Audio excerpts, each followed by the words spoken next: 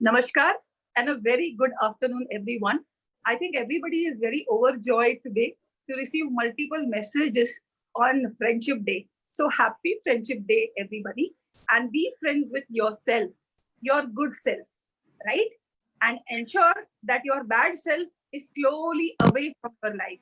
So this way, you will be able to have a wonderful, beautiful life, not just with your friends around you, but also with yourself. Today, we are going to meet a fantastic celebrity who is a teacher, an author, a broadcaster, a presenter, and she has written not just 10 or 20 or 30, but 350 stories for children.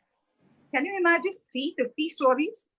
I wonder whether I have read 350 stories in my life. Yes, I think I have.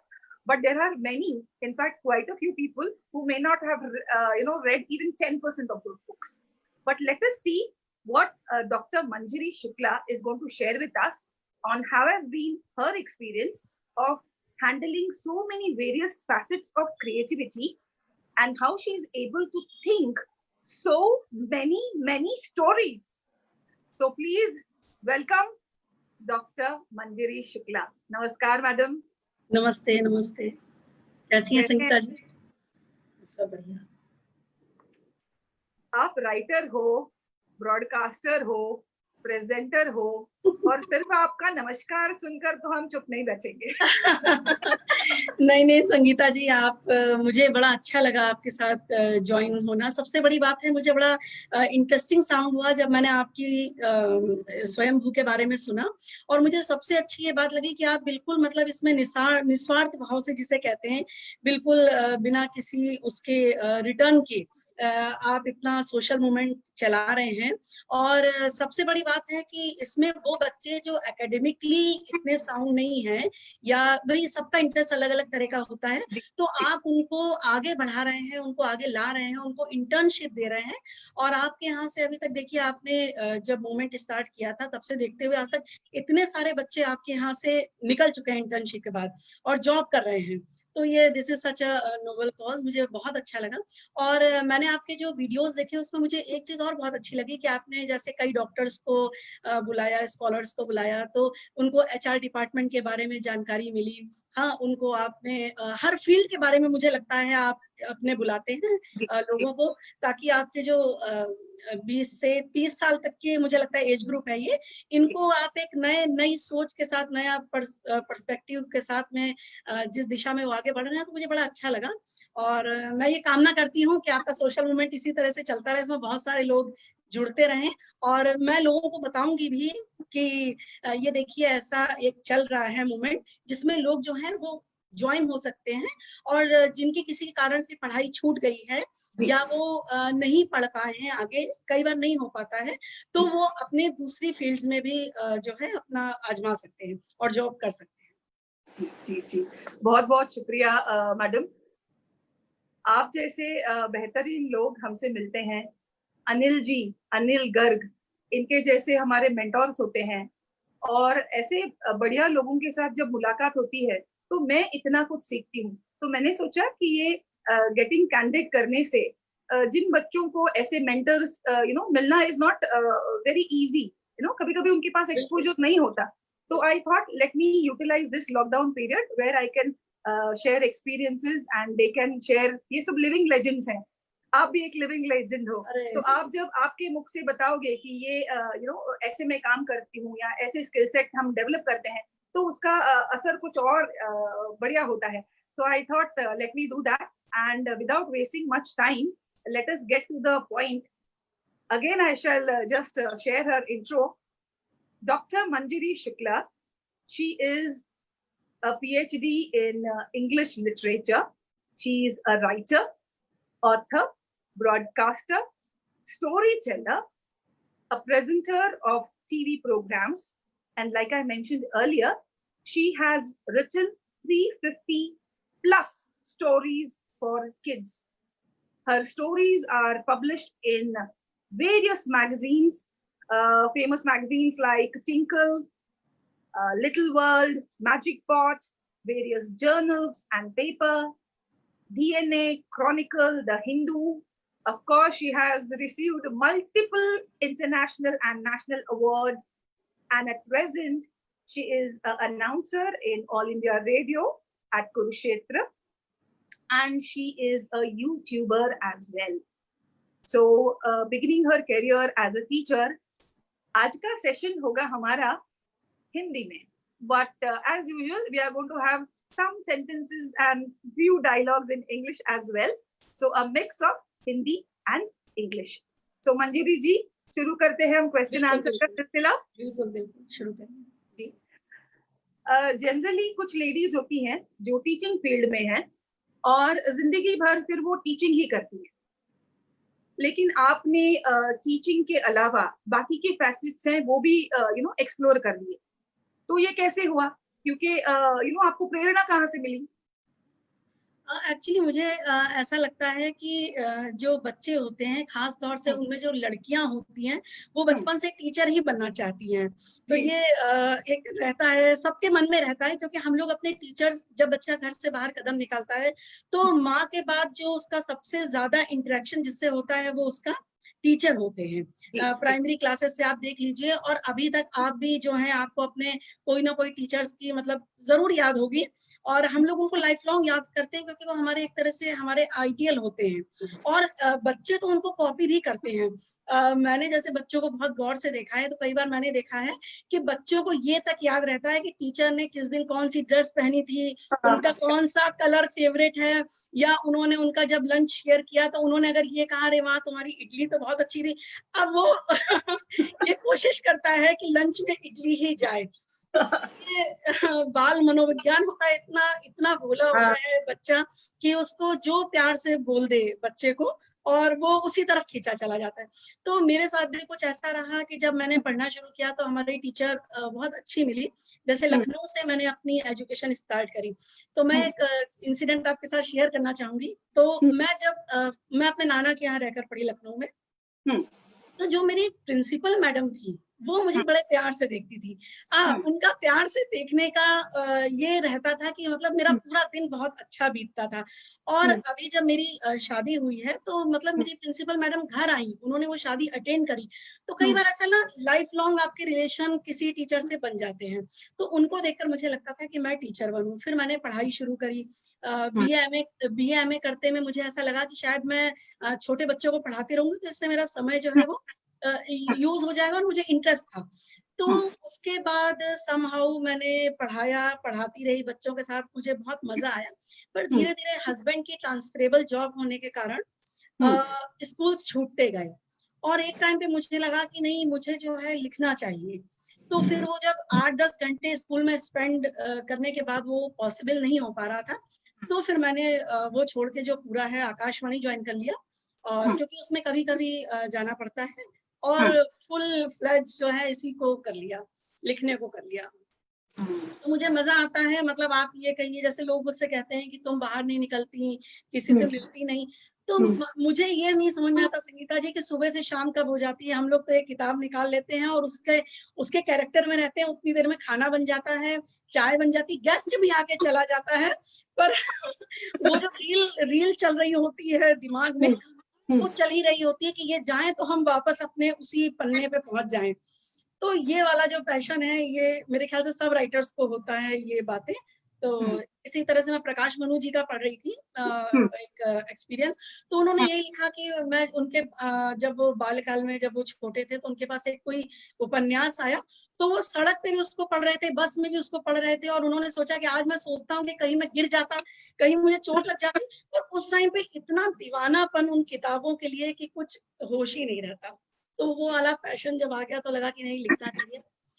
लिखना शुरू कैसे किया, इसकी एक बात है. जब मैं मतलब छोटे से मुझे ऐसा लगता था कि मैं लिखूं, और हमारे जो व्यूअर्स इस वक्त सुन रहे हैं उसमें से बहुतों को उनमें से लगता है कि वो लिखें, पर हम लोगों के अंदर कितना बड़ा हेजिटेशन होता है, एक संकोच होता है कि हम लिखेंगे तो किसको दिखाएंगे.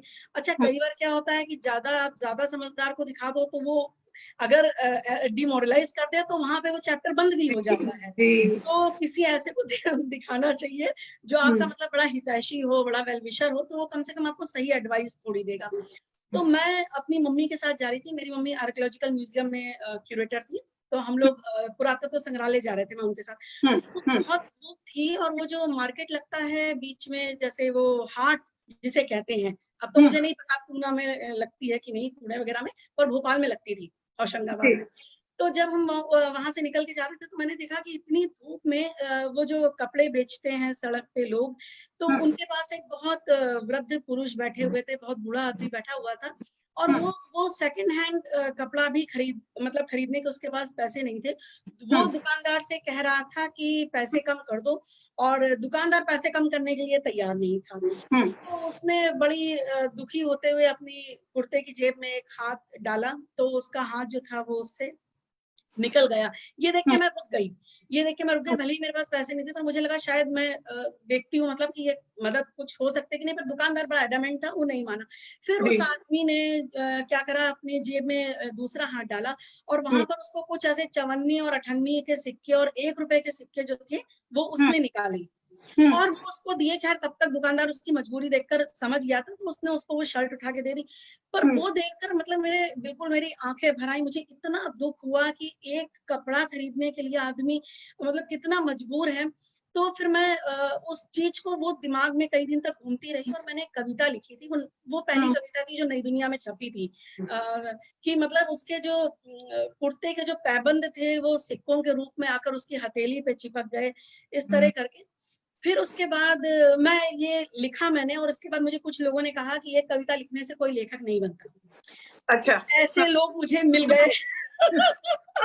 उन लोगों के मिलने के बाद मैंने अपनी कविता को फोल्ड करके रख दिया अलमारी में, और सोचा कि बस ये यहीं तक का था, और आगे सही ये लोग सही कह रहे हैं, अगर बड़े लोग सही कह रहे हैं तो सही कह रहे हैं। इसीलिए एक चीज का मैं बहुत ध्यान रखती हूँ कि जब भी हम किसी भी बच्चे को या कोई नई चीज सीखना चाहता है, उसको बहुत सोच समझ के बोले, क्योंकि हमें नहीं पता होता कि अनजाने में कहा हुआ हमारा एक बात उसकी पूरी जिंदगी बदल देगा।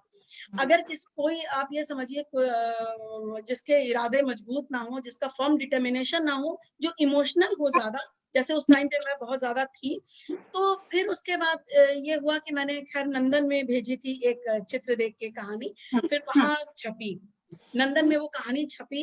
वो बहुत खुशी का मौका था, या कहिए एक तरह से वहां से लिखने के लिए शुरुआत हुई। फिर मैंने टिंकल में भेजी, आप सब जानते होंगे अनंत पाई जी, जिनको अंकल पाई के नाम से जाना जाता है। उनसे मेरा बड़ा कन्वर्सेशन भी हुआ, और उनके लिखे हुए लेटर्स आज भी मेरे पास रखे हुए हैं। उन्होंने मेरी बहुत कहानियां टिंकल में एक्सेप्ट करी और टिंकल में छपी। तो टिंकल एक बहुत बड़ा प्लेटफॉर्म था मुझ जैसे न्यू कमर के लिए। तो बस वहीं से फिर चलता रहा, साईं बाबा की कृपा से लोगों को पसंद आता रहा, तो आगे बढ़ते गए। अब देखिए ईश्वर चाहेगा तो ऐसे ही लिखते रहेंगे। मैं तो कहूंगी कि आप ऐसे ही कहानियां लिखते रहें। तो मुझे ये बात समझ में आई, look at her, so every I think professional writer has been an amateur writer who has never given himself or herself the option to quit. तो आपको quit नहीं करना है, you know, like she mentioned that there was some person who said that just writing one story you're not going to become a writer, but she did not quit. She immediately decided that there is something else she could do and do even better. So I think ये journey बहुत important है, जो discipline है, जो determination है, जो drive है, वो अगर आप कायम रखो, तो देखो आपके सामने है डॉक्टर मंजरी जी, जिन्होंने 350 स्टोरीज लिखी है। 350 इज टू मच। सब ईश्वर करवाता है। एक चीज मैं और यहाँ पे कहना चाहूंगी जो लिखना चाहते हैं उनके लिए, कि हमें कभी भी इस बात से मतलब इस बात को नहीं देखना है, ये वाला नजरिया नहीं रखना है कि हमारी अगर एक कहानी एक्सेप्ट हो जाएगी हम तब लिखेंगे, या हमारी 2 कहानियां रिजेक्ट हो जाएंगी तो हम लिखना छोड़ देंगे। आपका लिखना कई बार बहुत ज्यादा मैच्योर और बहुत अच्छा हो सकता है। कि उस टाइम पे उस पत्रिका को या उस न्यूज़पेपर को, उस मैगजीन को उस कंटेंट की जरूरत नहीं हो, या वो वहां पे नहीं छप सके, वो 2 साल बाद छप सकता है, 3 साल बाद छप सकता है। पर आप अगर लिखना चाहते हैं तो आपको किसी दूसरे की परमिशन की कोई जरूरत नहीं है, आप लिखते रहिए। आप आगे बढ़ते रहिए, आप अपने पास कलेक्शन रखिए। मैं आपको सच बता रही हूँ, मैंने कल भी एक जगह जिक्र किया था कि जो जिन पे मैंने पीएचडी करी थी, themes and techniques in are के नारायण नॉवेल्स, आर के जी नारायण पे, तो जब मैंने जी। उनकी ऑटोबायोग्राफी पढ़ी थी, माई डेज थी उनकी, और मैंने उनके बहुत सारे आर्टिकल्स पढ़े, तो वो बेचारे, तब तो देखिए वो कितना पुराना समय था, हम लोग मालगुडी डेज देखते थे उनका, तब मुझे नहीं पता था कि वो आर के नारायण का था। जब हाँ। तक लिखना नहीं शुरू किया था तब तक बहुत सारे राइटर्स के बारे में पता भी नहीं रहता बचपन में। ये था कि वो अच्छा जी लगता था, जी किसने जी। लिखा, मन में ये रहता था। तो वो लिखते थे कि मैं चौराहे पे घंटों खड़े होके पोस्टमैन का इंतजार करता रहता था कि शायद कहीं से कोई खुशखबरी आ जाए कि मेरा छपा छपा, पर उन्होंने कभी गिव अप नहीं किया। तो यस जब करेक्ट। मैंने उनको ये पढ़ा, आप हर फील्ड में देख सकते हैं, हमारे सारे सारे जो भी हमारे मेन डांसर्स हैं या हमारे जो प्रेसिडेंट हुए हैं, प्राइम मिनिस्टर्स हुए हैं, लोगों ने कितनी तपस्या करी है। जी राइटिंग की फील्ड में पर्टिकुलर ये होता है कि अगर जी। मुझे कोई बात अच्छी लगी, मेरे मन में वो भाव है और मैं उनको अपने कागज पे एक्सप्रेस करना चाहती हूँ, तो इसके लिए मुझे उस वक्त ये नहीं देखना है कि अगले का पॉइंट ऑफ व्यू क्या है, हमें अपना 100% बेस्ट उसके अंदर देना है। अब ये आगे की बात है, क्योंकि एक एक इंसान का दिमाग दूसरे इंसान के दिमाग को पूरी तरह अडॉप्ट कर ले, ये जरूरी नहीं है। तो हाँ बहुत सारी किताबें हैं, बहुत सारी मैगजीन्स हैं, एक जगह नहीं छपेगा दूसरी जगह छपेगा, दूसरी जगह नहीं छपेगा तीसरी जगह, तो नहीं तो आपके सर्किल में है, आपके सर्किल में बहुत लोग ऐसे होते हैं जिनको आप सुनाएंगे, उन्हें अच्छा लगेगा, तो लोग ब्लॉग्स लिखते हैं, कितने अच्छे ब्लॉग्स लिखते हैं। तो सेल्फ कंटेंटेड होना भी एक बहुत इसमें जो है प्राइम फैक्टर है। मेरी तो बहुत कहानियां रिजेक्ट हुई हैं, तो एक जाती थी तो मैं सोचती थी कि मैं तुरंत दूसरी लिख लूं, मतलब, और दूसरी आती थी तब तक मेरी तीसरी तैयार रहती थी। तो इस तरह से करते करते जो है वो कहानियां चलती चली गई, और फिर धीरे धीरे जब आप लिखना शुरू करेंगे तो आपको मूड पता लगेगा। जैसे मुझे नहीं पता लगता, इमेच्योर लोग होते हैं जो लोग लिखना शुरू करते हैं, उन्हें ये नहीं पता रहता। अभी जैसे दिवाली आने वाली है, दिवाली है नवंबर में, और अभी चल रहा है आपका अगस्त। जी तो ये बात हमें तब नहीं पता थी कि अगस्त में ही दिवाली के लिए हमें कहानी भेजनी होती है। 3 महीने पहले का टाइम होता है उन सबके पास जो है 3। तो हम लोग उसी टाइम भेजते थे, जिस वक्त अक्टूबर में दिवाली आ गई तो अक्टूबर में उठा के कहानी भेज दी। अब वो कहानी अगले साल छपती थी, पर तब भी हमें ये आशा रहती थी कि वो अगले साल छपेगी। तो आपको बस ये है कि अपनी खुशी के लिए लिखना है, और इसको अगर आप सोच रहे हैं हमें लिखना है, तो आपको बिल्कुल इस चीज में हेजिटेशन नहीं करना है कि कोई क्या कहेगा। उन सबको छोड़ दीजिए और आप अपनी खुशी के लिए लिखिए। अपनी खुशी के लिए ही करेंगे मैम। आपसे तो सीख कर हम आपको सुनकर तो हम सीख गए कि अपनी खुशी के लिए अगर हम सही काम करेंगे तो उसमें बरकत तो मिलती ही मिलती है। और मुझे वो भी पॉइंट आपका अच्छा लगा जो आपने कहा कि कभी-कभी आपकी कहानी उनके साथ कनेक्टेड नहीं होती है, आपकी कहानी शायद बहुत ही अच्छी है लेकिन उनके मैगज़ीन के साथ सिंक नहीं हो रही है। So sometimes you may be overqualified for the job and that is why you did not receive the job. तो इट हैपेंस, इट हैपेंस। ये बहुत सही बात बताई मैडम। लेकिन ये बताइए कि आजकल स्कूल में जो है निबंध, कॉम्प्रिहेंशन, कॉम्पोजिशन, वो भी थोड़े फॉर्मेट में होता है। तो क्रिएटिव स्पेस इतना स्कूल के बच्चों को मिलता नहीं है। तो हम कैसे परखेंगे या how we will gauge that the child has got potential in writing, या उसको राइटिंग स्किल्स को हम डेवलप कैसे करेंगे मैम? देखिए, राइटिंग स्किल्स को डेवलप करने के लिए संगीता जी, मुझे सबसे पहले लगता है कि हमें पढ़ना बहुत जरूरी फैक्टर है। हम जितना पढ़ते हैं, जितनी ज्यादा किताबें पढ़ते हैं, जितने ज्यादा राइटर्स की किताबें पढ़ते हैं, उतना जो है हम ब्रॉड माइंडेड होते हैं, उतना हमें पता चलता है कि कितनी एक वर्ड को कितने तरह से बोला जा सकता है, हमारी वोकेबलरी एनहेंस होती है। उसके अलावा हमें ये पता लगता है कि इमेजिनेशन कहाँ तक जा सकता है, एक राइटर अपने पाठक को किस स्थिति में लाके खड़ा कर सकता है, ये उस राइटर को भी कई बार नहीं पता होता। तो जो बच्चा होता है, जो आप कॉम्प्रिहेंशन के लिए कह रहे हैं या ऐसे के लिए कह रहे हैं, तो अगर उसको उसमें इंटरेस्ट होगा लिखने में, तो वो जरूर कहानियां पढ़ता होगा।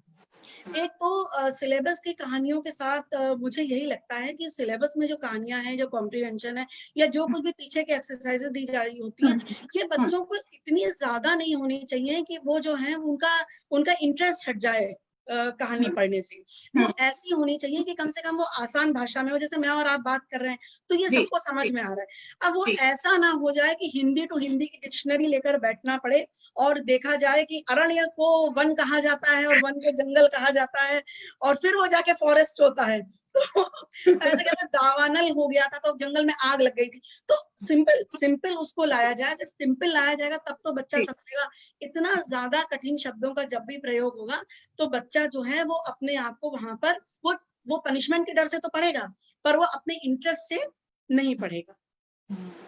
तो उसको हमें कुछ किताबें ऐसी बतानी पड़ेंगी, या उसको लेखकों के बारे में बताना चलेगा। जो लोग इस वक्त सुन रहे हैं वो चाहे तो पर्सनली भी मुझसे पूछ सकते हैं, मैं उनको मैगजीन्स और न्यूज़पेपर्स और राइटर्स के बारे में बता सकती हूँ। देखिए राइटर्स तो इतने हैं, इतनी कहानियां हैं कि मुझे लगता है कि अगर कई जन्म भी हम लोग ले लें तब भी हम लोग वो किताबें नहीं पढ़ सकते। आप लाइब्रेरीज वगैरह में जाके देखिए, जब मैंने सेंट्रल लाइब्रेरी की मेंबरशिप ली थी तो घूमते घूमते चंडीगढ़ में आधा घंटा पौन घंटा हो जाता था और किताब तक नहीं पहुंच पाते थे अपनी, इतनी किताबें हैं। पर यह है कि हम अपना समय उनको देंगे तब हमें पता चलेगा कि लोग इतना लिख गए हैं उस फील्ड में। एक इम्पॉर्टेंट बात कि हमें अगर किताब पढ़नी है तो हमें किताब बोरो करने वाली आदत थोड़ी सी छोड़नी होगी। अच्छा, किताब हमें खरीदनी पड़ेगी, क्योंकि जो किताब आप खरीद लेंगे वो किताब आपके पास हमेशा रहेगी, और जो किताब हम बोरो करते हैं वो हमें लौटा देनी पड़ती है। तो जब हमें जरूरत होती है उस कंटेंट की या उस भाव की, तब वो चीज हमारे पास नहीं होती। तो किताबों का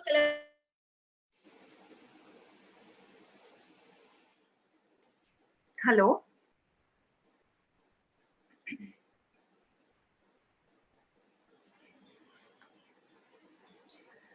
yes Rohit, are you able to hear me? Okay, मंजिरी जी आप रिजॉइन कर सकते हो please.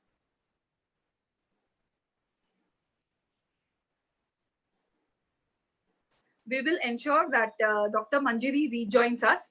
Meanwhile, what we have gathered is, to be a very good writer, you need to have one diet, and that is that of books. So the more you read, the more different readers you are able to understand, the better perspective, the better exposure, the better imagination you will gain.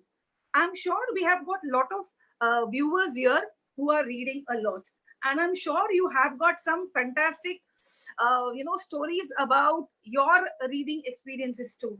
I'm going to ask multiple questions to Dr. Manjiri. Meanwhile, I will just say thank you to all the beautiful, loyal viewers who have joined us. Thank you, Anil ji. Thank you so much. आप ही की वजह से doctor मंजिरी के साथ हमारी मुलाकात हो पा रही है। Thank you so much. Thank you, Vinita Chopra. Thank you, Sunita Jadhav. Thank you, Praful. Thank you, Yogesh. Keep your questions coming. Do ask maximum questions. You can also be a writer. There is no age for writing. Let us just check whether Manjiri ma'am is able to join. Just give me a second.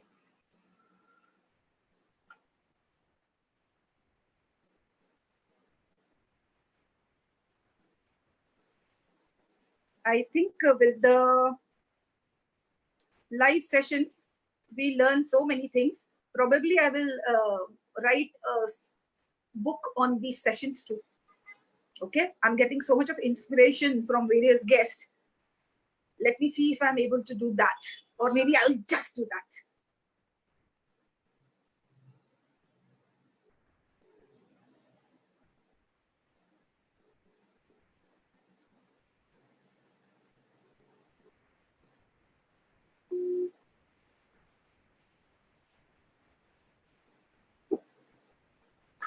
Request everyone to please bear with us. We will just take a minute or a two, waiting for her to rejoin. Meanwhile, please post your questions. We will take them again.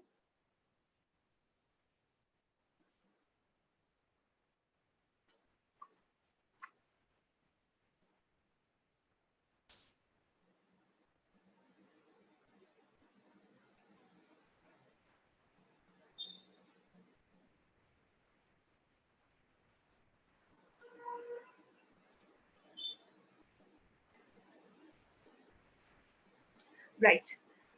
While Dr. Manjiri joins us, I will share a few details which I have understood from the mails that we receive from aspiring Swayambhus. First of all, aspiring Swayambhus, thank you for sending your mails and messages. The confusion which is common is they are confused. That is a big confusion. I understand that you are not able to do, splendid academically, but then at least you have to be sure of what your skill sets are. So I request everybody, if you remember our previous sessions, that you have to understand through a me search and a research what is your strength and weakness. Because only when you share that this is my strength, I will be able to help you and channelize our energies together to give you the internship which you would love to have, right? So I think Dr. Manjari is joining us again. Okay, great. Manjiri ji, visible हूँ मैं? आप visible नहीं हो, लेकिन आपकी आवाज सुनाई दे रही है। आपको मेरी yes, we can. Welcome back. जी।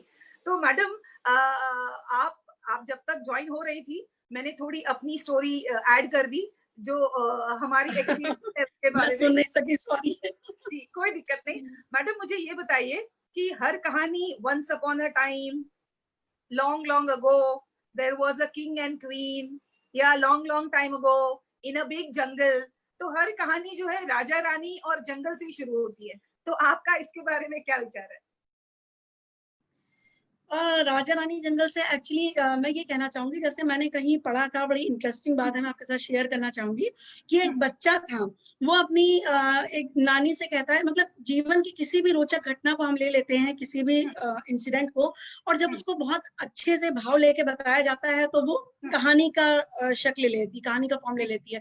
तो वो जो बच्चा होता है वो अपनी नानी से कहता है, नानी कुछ कहो, तो नानी कहती है क्या कहूँ? तो कहता है कहे नानी, और इस तरह से जो है वो कहानी का शुरुआत होती है। तो दादा दादी और नाना नानी जो हमें कहानियां सुनाते थे या जो हमें किस्से सुनाते थे, वो उनको कहीं भी कभी भी किताब लेकर देखने की जरूरत नहीं पड़ती थी, वो उनको मुंह याद रहते थे। तो इसी तरह की जो कहानियां होती हैं उनको हम लोग लोक कथाएं कहते थे।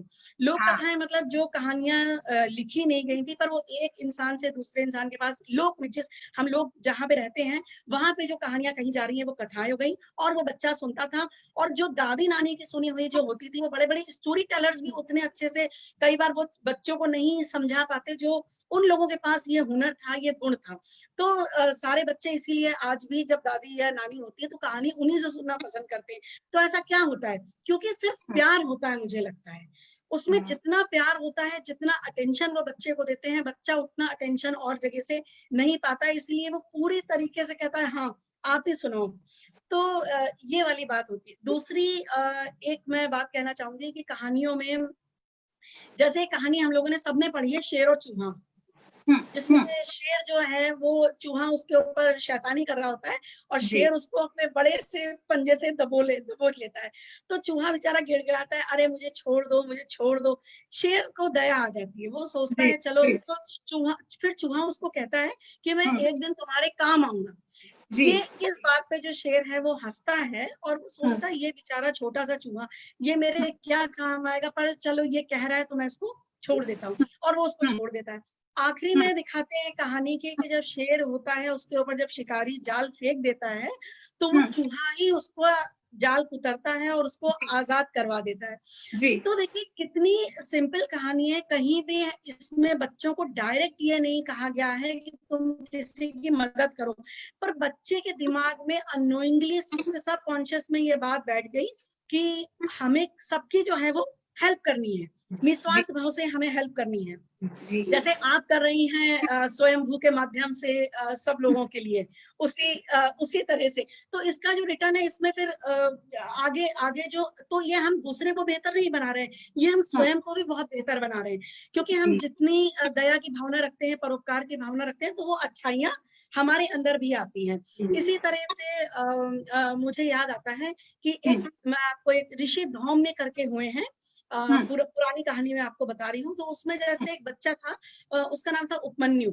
तो जो उपमन्यु था वो बहुत मतलब खाता था और बड़ा आलसी टाइप का था, उसका जो सबसे बड़ा शौक था वो खाना था।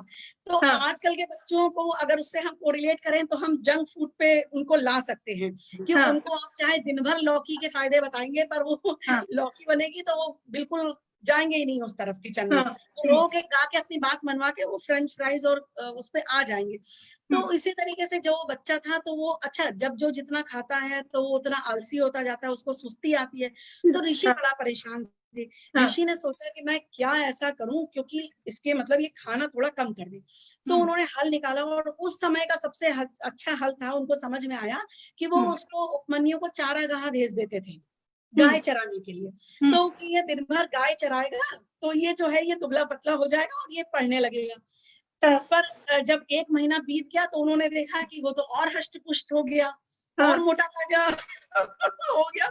तो ऋषि ने सोचा कि ये इसने कैसे किया, तो उसने पास बुलाया उन्होंने और वो कहा कि भाई तुम्हें तो जो है इतनी दिन भर गाय चराते रहते हो जंगल में, तब भी तुम दुबले नहीं हुए और मैं देख रहा हूँ कि तुम और मोटे होकर आ गए हो। तो वो कहता है जी वहां मैं क्या करता हूँ कि दिन भर में कई बार गायों का दूध पी जाता हूँ।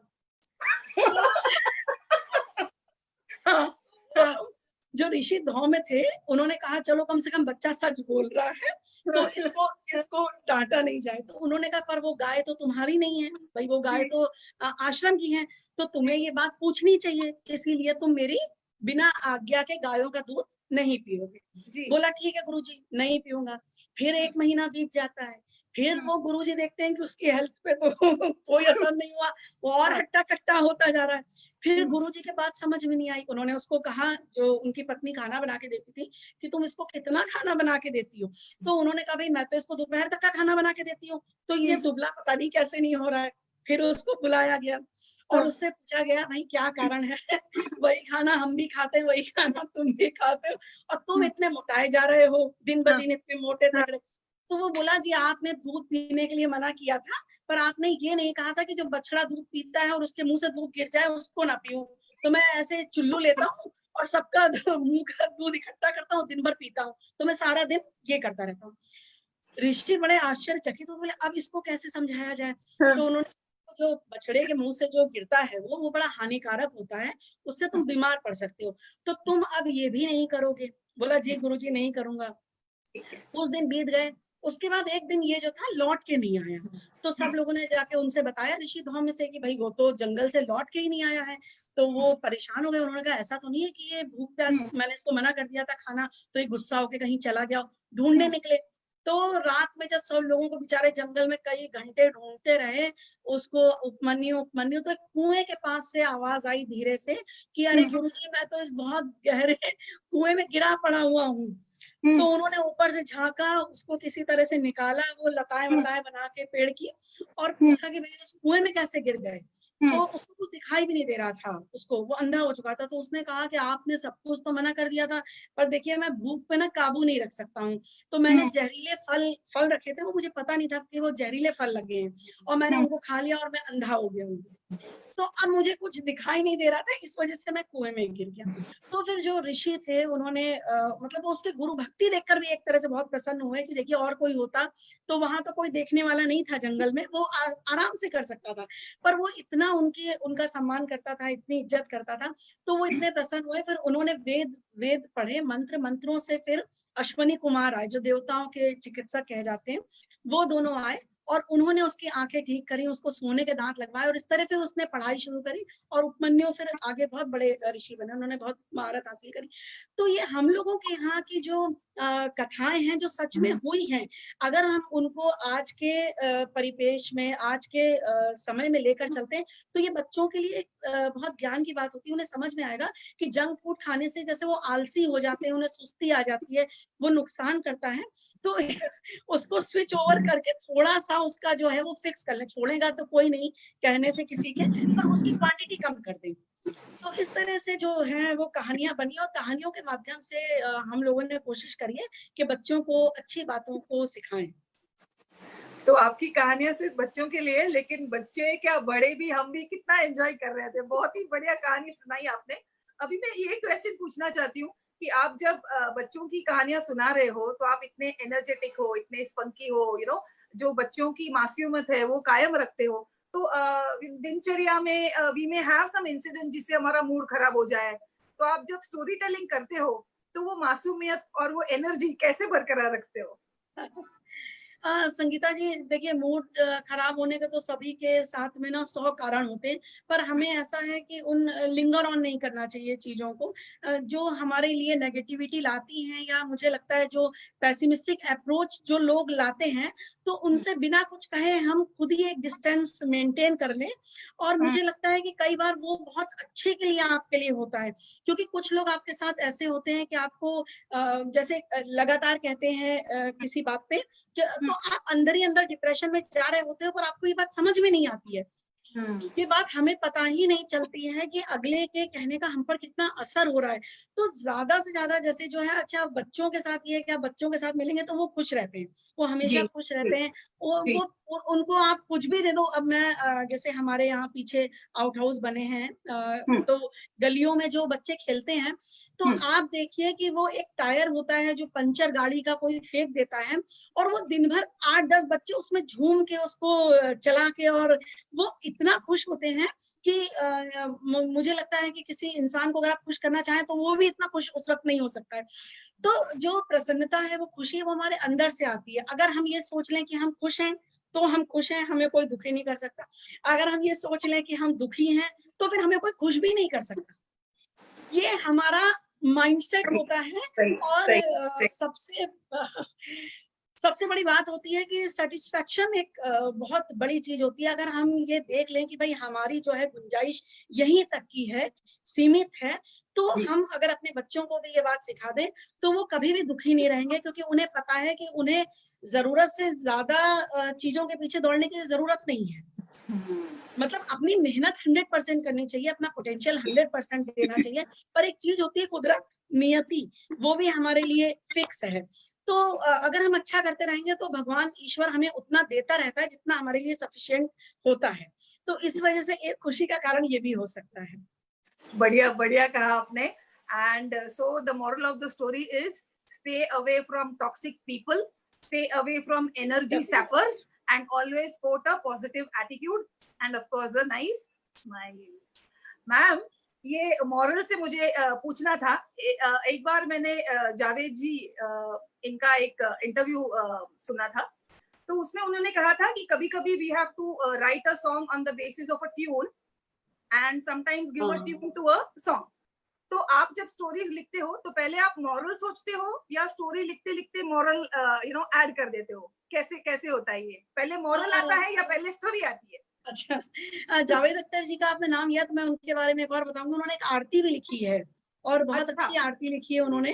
और कृष्ण जी का ऊपर उन्होंने कितने सारे कृष्ण जी के नाम उसमें थे। तो बहुत आइडियल है एक तरह से, मेरे उनको बहुत पढ़ती हूँ मैं। देखिए ऐसा होता है कि हमेशा संगीता जी कहानी में ना मॉरल हो ये जरूरी नहीं है। कहानी हल्की फुल्की भी हो सकती है। अब देखिए आप जैसे हैं या और जो लोग हमारे व्यूअर्स सुन रहे हैं जो कोई ऑफिस जाते हैं, नौकरी करते हैं, हमेशा 24 घंटे कोई ज्ञान की बातें बताता रहेगा। वो तो बच्चा स्कूल में बहुत पा चुका होता है, उसके बाद वो ट्यूशन में जाके भी अच्छा खासा प्राप्त कर लेता है। उसके बाद वो जितने भी लोगों से मिलता है सब उसको ज्ञान ही सिखाते हैं, तो वो उसको समझ में आता है। तो कई बार हमें ऐसा कर देना चाहिए कि जो कहानियां हैं वो हम इतने लाइट मूड में लिखें। जैसे मैंने एक कहानी लिखी थी चांद और लंबू की दोस्ती। तो उसमें जो लंबू था वो जिराफ था, तो और चांद जो था वो आसमान में था। तो जबकि इसके बाद कई बच्चों के फोन आए, उन्हें बड़ी पसंद आई थी ये स्टोरी। तो ये है कि जैसे वो जिराफ था, वो सोचता है कि मेरी दोस्ती किसी तरह से चांद से हो जाए, पर ये संभव नहीं होता है। पर देखिए कहानियों में हम सब कुछ संभव कर देते हैं। फैंटेसी तो रहती है, अभी भी बच्चों को चंद्रमा में कुत्ता, बिल्ली, बुढ़िया, खरगोश, छोटे बच्चों को सब दिखता है। जबकि जब नील आर्मस्ट्रांग ने जब गए थे उसमें चांद पे, तो ये लोगों ने कहा था कि अब जो चांद है उसको सिर्फ प्लेनेट माना जाएगा, तो उस पर कहानियां भी लिखी जाएंगी। पर चांद पे जितनी गजलें, जितनी कविताएं, जितने गाने और जितनी कहानियां लिखी गई हैं, और बहुत सारी, वो देखकर बड़ा आश्चर्य होता है। ये कल्पना शक्ति है। तो जब वो जो जिराफ होता है वो सोचता है कि मैं चांद के पास कैसे जाऊं, तो वो ऐसे करके देखता है, अच्छा बाई चांस चांद का मन भी नीचे आने के लिए करता है, क्योंकि वो आसमान में बोर हो जाता है, तारों से उसकी लड़ाई हो जाती है, तारे चले जाते हैं, अब वो अकेला तो वो किसके साथ खेले, तो वो नीचे आता है और वो एक पेड़ की डगाल पे आके, मतलब पेड़ की डाल पे आके वो चमकता है। जब बहुत चमकता है तो जिराफ उससे कहता है कि मुझे बहुत अच्छा लगा, अब तो तुम मेरे दोस्त हो। तो वो कहता है तुम जो हो, मुझे यहाँ आके बहुत अच्छा लगा, मैं पेड़ देख रहा हूँ, नदियां देख रहा हूँ, ऊपर आसमान में तो मैं अकेले टंगा रहता हूँ। तो जिराफ कहता है ठीक है, तो तुम आया करो मुझसे मिलने के लिए। अच्छा, उसी में क्या होता है, एक बड़ा बंदर होता है, बड़ा शैतान टाइप का, वो एक दिन देख लेता है उसको आते हुए, चांद को। तो वो क्या करता है कि वो जिराफ के आने के पहले ही पहुंच जाता है और पेड़ की डाल में छुपा हुआ बैठा होता है और चांद को काट लेता है। चांद को काट लेता है तो चांद जो है वो कर्व शेप में आ जाता है, आधा हो जाता है। और वो चांद जो है वो बेचारा किसी तरह से हड़बड़ा के वो ऊपर वापस भाग जाता है। और उसके बाद जब ये जिराफ था तो अगले दिन ये सोचता है आया नहीं आया नहीं, तो बंदर इतना शैतान था, वो इसको बता भी देता है कि वो तो इसलिए नहीं आया, और मैं चाहता हूँ कि मैं ऊपर तक जाता, पर वो तो भाग गया, मुझे ले नहीं जा रहा था, इसलिए मैंने उसको काट खाया। तो देखिए ये एक कहानी है। फिर आखिरी में जो जिराफ है वो चांद को देखता है और सोचता है चलो मेरा दोस्त जैसा भी है वहां पे कम से कम खुश है, नीचे आके तो उसको इतनी तकलीफ हुई, तो चांद भी उसको देखता है जिराफ को। और इस तरह से करके ये स्टोरी थी। तो इसमें देखा जाए तो कोई ऐसा मॉरल नहीं था, पर बच्चों ने जब सुनी तो उन्हें बड़ा मजा आया इस पे। उन्होंने नाटक भी किया, और कोई चांद बना, कोई वो जिराफ का ड्रेस पहन के बना, कोई पेड़ बन गया। तो कई बातें, कई कहानियां जो होती हैं वो सिर्फ हमें खुशी देने के लिए भी होती हैं। Very nice, very nice. बहुत ही इंटेंस और प्रोफाउंड मैसेज दिया है आपने। हल्का फुल्का लेकिन मैसेज ही सही। मैडम ये बताइए कि कभी कभी जो बुक्स होती हैं, स्टोरी बुक्स होती है, उनकी मूवीज बन जाती है। आपने जब वो कहा कि उस स्टोरी का नाटक बन गया था, तो I was just thinking about this कि हैरी पॉटर की जो बुक है उसकी मूवी बन गई, लेकिन जो उस बुक को पढ़ चुके थे उन्होंने कहा the movie was not so interesting, the book is far far better. तो आप बताइए कि आपकी नजरों में reading a book and watching the story on a movie, right, इसमें क्या अंतर है और क्या मिस आउट करते हैं लोग? जी जी। कई बार ये ऐसा होता है। देखिए जो रस्किन बॉन्ड की ब्लू अम्ब्रेला थी, तो जब मैंने वो पढ़ी थी तो मुझे वो बहुत अच्छी लगी थी, पर जब वो मूवी उसकी देखी तो मुझे इतना अपीलिंग नहीं लगी, इतना मुझे नहीं पसंद आई। पर एक इसमें मैं जिक्र करना चाहूंगी काबुली वाला कहानी का, जिसमें जो रविन्द्रनाथ टैगोर ने लिखी थी। उस कहानी को जब मैंने बचपन में पढ़ा था तो मैं बहुत ज्यादा वो सभी हमने जिन्होंने भी उस कहानी को पढ़ा है, हम लोग कभी उस कहानी को भूल नहीं सकते। पर उस कहानी पे जो 1961 में मूवी बनी थी काबुली वाला, जिसमें बलराज साहनी ने काबुली वाले का रहमत का किरदार निभाया था, वो कहानी, वो तो फिल्म अगर आप देख लीजिए तो मुझे लगता है कि शायद ही कोई ऐसा हो जिसकी आंखें नम ना हो गई हो। जितनी बार वो मूवी देखी है उतनी बार मैं रोई हूँ एंड मैं उसका स्किप कर देती हूँ आखिरी के 5 मिनट का, जब वो उसको लाकर पैसे देता है, जब वो अपनी शादी में कटौती करके। तो कई बार क्या होता है, ये मुझे लगता है डायरेक्शन और एक्टर पे भी बहुत डिपेंड करता है कि आप जो किताब का फॉर्म है उसको आप किस तरह से मतलब उस पे ले आते हैं, फिल्म के रूप में ले आते हैं, और लोगों को किस तरह से वो बांध के रखती है। जैसे एक बूट पॉलिश पिक्चर थी, बच्चों के लिए थी, तो मतलब उसे देखकर कितना रोए हम लोग, जबकि तब छोटे भी रोए, बड़े भी रोए, सब रोए। तो वो इस तरह से कनेक्शन कर देता है डायरेक्टर कि आपको ऐसा लगता है कि वो सब आपके सामने हो रहा है, आपके अड़ोस पड़ोस में हो रहा है, और आप उससे इतना ज्यादा कनेक्ट हो जाते हैं। तो इसी एक मैं इसमें नाम लेना चाहूंगी, द वर्स्ट विच करके, अभी मैं देख रही थी, इसमें वेब सीरीज थी नेटफ्लिक्स में, कई इसके 3 सीजन आए, तो मैंने उसकी किताबें भी पढ़ी। पर वो जो किताबें मैंने पढ़ी वो मैंने सीरीज देखने के बाद मंगवाई। तो कई बार ऐसा होता है कि कोई चीज पर्दे पे उतनी अच्छी नहीं लगती जितनी किताबों में लगती है, और किताबों पे उतनी अच्छी नहीं लगती जितनी ऑन स्क्रीन लगती है। जी जी। तो there is no hard and fix rule for that, कोई रूल नहीं, नहीं? ऐसा कुछ नहीं है। सबका इमेजिनेशन के ऊपर डिपेंड है। जी जी, ये इमेजिनेशन पे और डायरेक्शन पे डिपेंड है कि कौन। अब देखिए ना, वो अगर वो बलराज साहनी की जगह, मुझे लगता है जैसे कभी कभी हम किसी को सोच ही नहीं पाते हैं कि इसकी जगह इसका कोई रिप्लेसमेंट हो सकता है। जी, तो जब जी, बलराज साहनी जिस तरह से ऊपर हाथ करके और अपने भगवान से, ईश्वर से, ऊपर वाले से कहता है कि मेरी सारी जितने कर्मों का फल है वो इसको लग जाए, मुझे लगता है कि वो वहां पे सब कुछ थम जाता है। हाँ, राइट, वहां पे हम लोग बिल्कुल ऐसे रोए खड़े हो जाते हैं और ऐसा लगता है कि एक पिता दूसरे पिता के लिए कितना मतलब समर्पित हो सकता है, बिना किसी स्वार्थ के, बिना किसी, और दूसरा व्यक्ति अपने जीवन भर के सारे पुण्य इस बात पे दिए दे रहा है। तो ये जो दिखाया गया और जिस तरह से उन लोगों ने प्ले किया, तो ये तो कमाल का था। जी, जी, जो ऑन स्क्रीन कैरेक्टर है और जो एक्चुअल स्टोरी का कैरेक्टर है वो भी मैच होना चाहिए।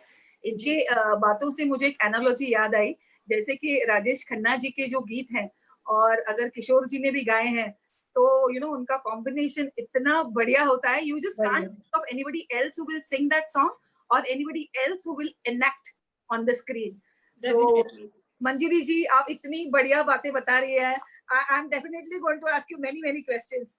यहाँ पे मैं संगीता जी एक बात और कहना चाहूंगी कि जैसे जब मुकेश जो है सिंगर, मेरे फेवरेट सिंगर है मुकेश, जी, तो जब जी, उनकी डेथ हुई थी तो राज कपूर साहब ने कहा था कि मेरी आवाज मर गई। तो देखिए मतलब किस तरह से कोई किसी को खुद से जोड़ सकता है। ये वाली बात हो गई बिल्कुल यहाँ तो। जी, जी, सही, सही, सही। मैडम, हमारे जो एस्पायरिंग स्वयंभूज है, they are in the age group of 20 to 30, right? तो अगर उनको राइटिंग में आना है, तो आपने जैसे बताया, जरूरी नहीं है कि हर कहानी मॉरल दे, या हर कहानी का कोई सारांश हो, या हर कहानी एंड ही करे। It should be a happy ending, it could be any ending, क्योंकि ये बच्चे अडल्ट है। तो it could be a happy ending, it could be a realistic ending, और it could be a ending जहाँ पे जो रीडर है उसको ही पूछा गया हो कि आप सोचकर बताइए कि क्या होना चाहिए, राइट? बिल्कुल। लेकिन अगर उनको शुरू करना है राइटिंग, तो what are the steps they need to take care and what are the skill set they should work on? देखिए, एक राइटर जो लिखता है या जिसपे मूवी बन जाती है, जैसे अभी हम लोग हम्म, डिस्कस कर रहे थे, तो जैसे एक मूवी थी एक दूजे के लिए, तो हम्म, जब मेरी मम्मी उस मूवी को देखकर आई थी तो बिल्कुल सूजी हुई आंखें और चेहरा, और हम लोगों ने सोचा दुनिया में पता नहीं ऐसा क्या हो गया कि हम्म, इतना रो रही हैं। तब पता चला कि कमल हासन और वो जो थे वो उसमें उनकी डेथ हो गई थी। तो अच्छा, हाँ, सब लोगों को इस चीज का दुख था, इस चीज की नाराजगी थी कि राइटर ने उन लोगों को जिंदा क्यों नहीं रखा। तो हाँ, एक राइटर जब कोई कहानी लिखता है या उसका एंड करता है, उससे बहुत लोग एग्री भी होते हैं, बहुत लोग डिसएग्री भी होते हैं, और कुछ लोग जो है वो एक तीसरा भी उसमें से टर्निंग पॉइंट निकाल देते हैं। पर जी, इसीलिए मुझे लगता है कि सबके व्यूअर्स अलग होते हैं, सबकी पसंद के राइटर्स अलग होते हैं, सबकी पसंद की बुक्स अलग होती हैं, हम्म, हम्म, क्योंकि सबकी चॉइसेस अलग हो जाती हैं। अब हम्म, जैसे आपने इसमें कहा कि 20 टू 30 एज के हैं, तो एक बात और मैं यहाँ पे कहना चाहूंगी कि हम्म, देखिए, जो भी कहानी हम लिखते हैं या जो भी हम कविता लिखते हैं, तो जब वो पाठकों तक पहुंचती है या मैगजीन तक पहुंचती है, तो उसमें हम्म, एज ग्रुप नहीं लिखा होता है। कई हम्म, बार बहुत कम एज के लोग हो सकता है, जो आपके यहाँ जो सबसे कम एज का जो बच्चा इस वक्त सुन रहा हो, वो ऐसी कहानी लिख दे कि उसको पढ़कर मतलब वो इतिहास बन जाए। जैसे मैं शरत चंद्र चट्टोपाध्याय के बारे में बताऊंगी कि जैसे उन्होंने देवदास जब लिखी थी, तो हम्म, उनकी उम्र मात्र 17 साल थी। अब कौन कह सकता है कि 17 साल का, बिल्कुल बच्चा ही कहेंगे उसे, 17 साल का बच्चा इस तरह की लव स्टोरी लिख गया, और इस तरह की लिख गया कि उस पे इतनी बार फिल्में बनी, लोगों ने उसको इतना पसंद किया।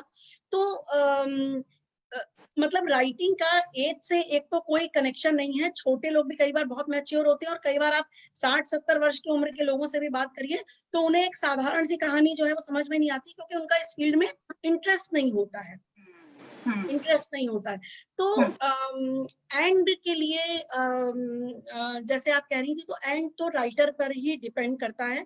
और हम्म, कई लोग ऐसे हैं कि जैसे मैंने कुछ लोगों के बारे में पढ़ा है, कुछ हम्म, महान लेखकों के बारे में, वो हम्म, लोग क्या करते हैं, कहानी लिखते हैं और कहानी लिख के उसको जो है 2-3 महीने के लिए ड्रॉअर में डाल देते हैं। और ड्रॉर में डालने के बाद वो 2-3 महीने तक उसको ठीक करते हैं, उसमें देखते हैं कि कहीं कोई हमसे गलती तो नहीं हो गई या हम उसमें कोई कैरेक्टर तो नहीं जोड़ना चाहते हैं। तो उस तरह के भी लेखक होते हैं। और हमारे एक बहुत महान लेखक जिनकी मैं बहुत बड़ी फैन हूँ, सआदत हसन मंटो, जिनकी शायद ही कोई कहानी हो जो मैं छोड़ती हूँ, पर उनके साथ ये नहीं था। वो तो बिल्कुल मतलब तुरंत लिखते थे और तुरंत लिख के वो उसको छपने के लिए, प्रकाशित होने के लिए दे देते थे। जो भी लिखते थे वो इमीडिएट लिखते थे और उसको दोबारा चेक भी नहीं करते थे। तो ये अपने अंदर का कॉन्फिडेंस होता है, अपने अंदर का जिसे कहना चाहिए टेंडेंसीज होती है। मैं भी वैसे कहानियां जैसे लिखती हूँ तो मुझे ऐसा लगता है कि कहानी जैसे खत्म हो गई तो मैं एंड बहुत कम बदलती हूँ। इवन अगर मुझसे कोई एडिटर कहता भी है या कोई सजेशन देता है कि इसमें ये एंड हो सकता है, तो मैं कोशिश जरूर करती हूँ करने की, पर आखिरी में जाके मैं ये सोचती हूँ कि एंड जो है वो इसके मैं या तो फिर 2 तरह से रखूं या अपनी ही तरह से रखूं, क्योंकि तब हम उसमें कंफर्टेबल हो पाते हैं जी। तो राइटिंग में ये है कि आपका अपना स्पेस है, आपके पास अपना पेन पेपर है, आपका जो मन हो लिखिए और अपनी खुशी से लिखिए, दूसरों की राय लीजिए, जो भी है अड़ोस में पड़ोस में, अगर कभी वो लोग इस फील्ड में इंटरेस्ट रखें तो। और वरना तो ऐसा है कि जब जैसा मैंने आपको बताया ही कि हम लिखना चाहते हैं, अरे क्या करूंगी लिखकर वो वाला भी क्वेश्चन आंसर आ जाता है। जी जी जी।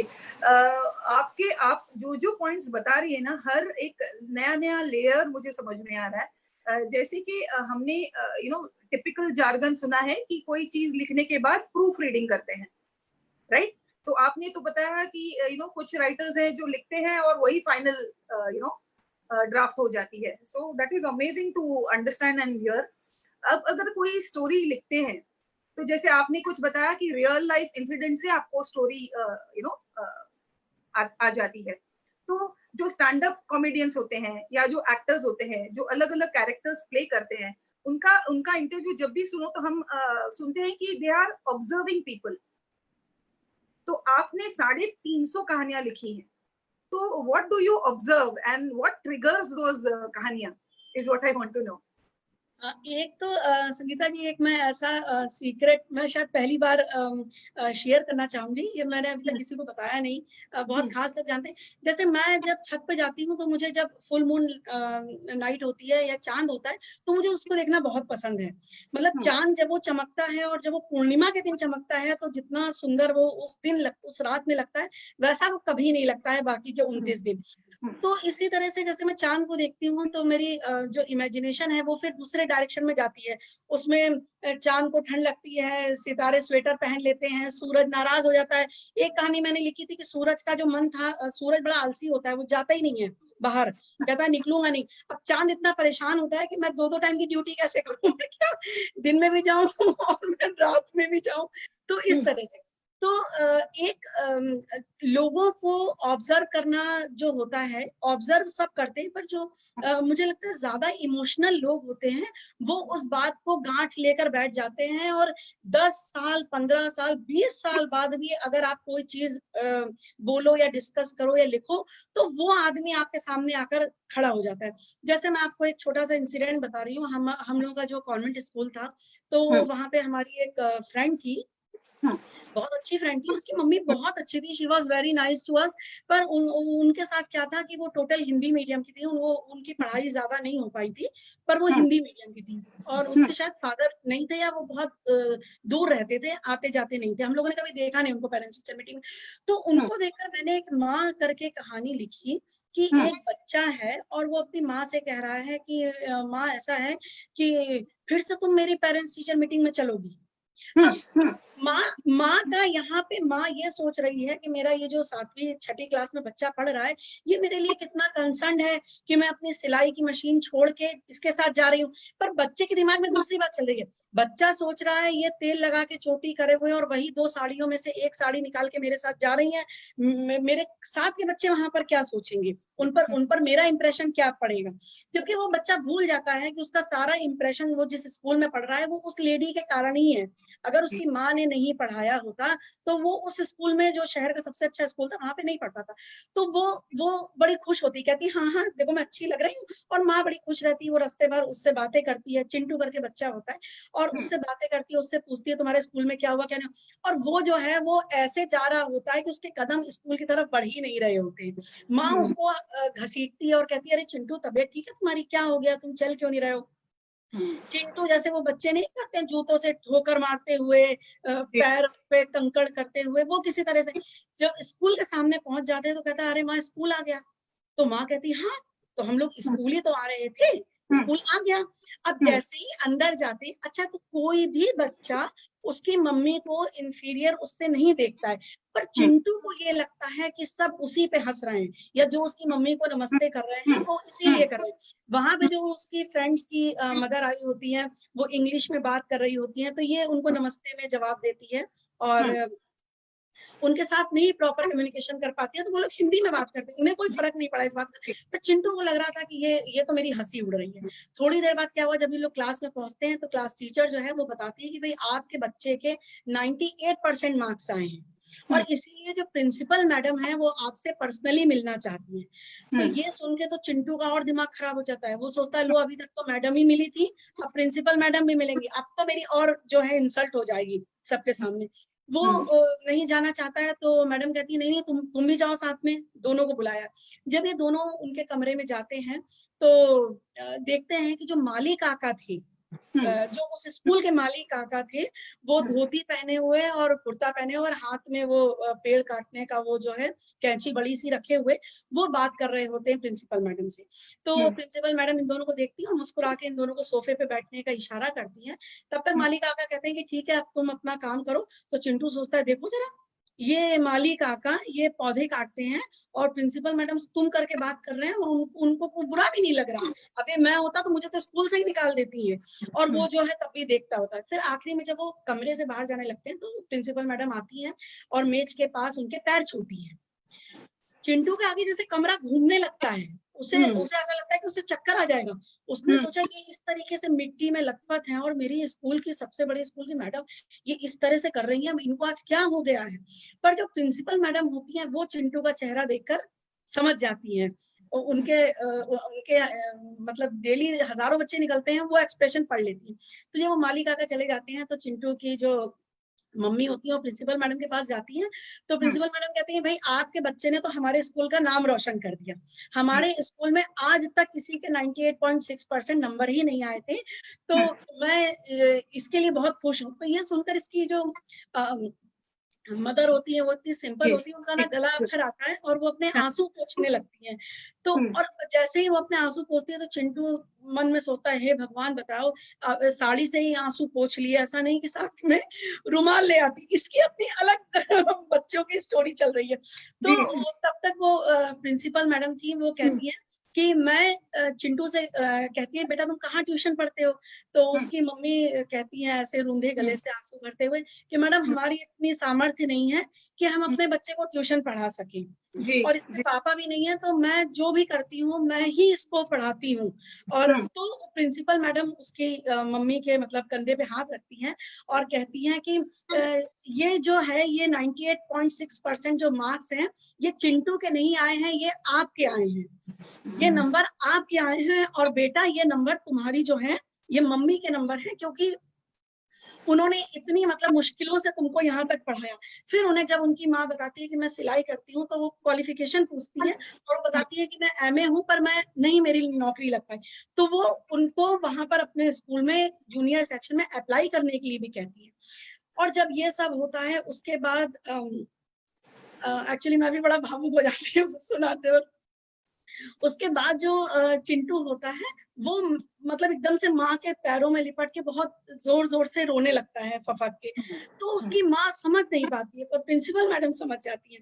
वो चिंटू के सर पे जो है प्यार से हाथ फेरती है, और जब कमरे से ये दोनों निकलते हैं तो चिंटू अपनी माँ का हाथ जो था वो बहुत कस के पकड़ा होता है। आज जाकर उसको पहली बार समझ में आता है कि ये जो कुछ हुआ है सब उसकी माँ के कारण हुआ। तो ये था जो मैंने देखा था, और ये कहीं ना कहीं से थोड़ा सा उस भाव में लाके फिर कहानी के रूप में ये बहुत सालों बाद मेरे सामने आया। Very very sweet. आप बहुत ही सेंसिटिव हो, आप बहुत ही इमोशनल हो और बहुत इसीलिए एम्पैथाइज कर पाते हो और बच्चों की तरह आप सोच पाते हो। एक बहुत ही सीरियस क्वेश्चन मुझे पूछना है। आपका इंस्पिरेशन चाँद है। आप हमारे एक आधे घंटे के इंटरव्यू में आपने बहुत बार चाँद का ज़िक्र किया। तो आप बताइए कि आप चाँद को रॉयल्टी देते हो? किसी दिन मिलूंगी तो दूंगी जरूर। बाय द वे मेरा पेट नेम चाँद है। सो आप मुझसे कॉन्टैक्ट कर सकते हो। बताइए। और आप किसी से लेते नहीं हो। Just kidding.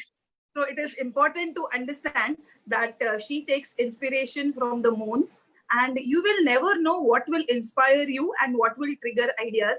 But what is important is that she keeps that innocence of kids. She understands the thought process of kids, and that is how she is able to bring out so many stories. And this is so touching, the story which she shared just now about Chintu and his mom. बहुत ही सुंदर, बहुत ही सुंदर. No wonder you are able to have so many stories and so many viewers and so many loyalists and fans of yours. So we have a few people who have joined us too with many questions. अगर आपकी permission हो तो मैं उनसे questions ले लूं, madam? बिल्कुल बिल्कुल. Thank you Neha for your question. Thank you Mr. Yogesh for your question. Thank you Mrs. Desai. Thank you Nitin Manoj ji. Thank you so much. Anil ji आपके क्वेश्चन का भी मैं वेट कर रही हूँ. Thank you Praful. Thank you Bhavna. Thank you Vinita Chopra. Thank you Sunita Jadhav. Thank you Veena Dubey. Thank you Prashant Kavde and thank you viewers. Thank you. एक question है नेहा जी से. When we think of writing a book, what are the things we should take care of when we actually start writing? Thoughts about writing on pen and paper? Do self-publishing and create e-books? How to find publishing house? अरे इनकी तो बहुत बड़ी list है questions की. तो इन्होंने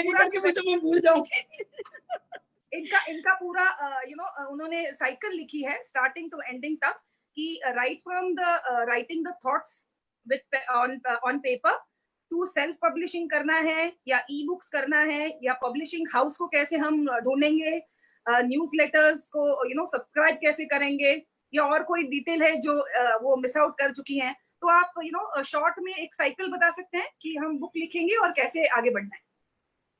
thank you for the question.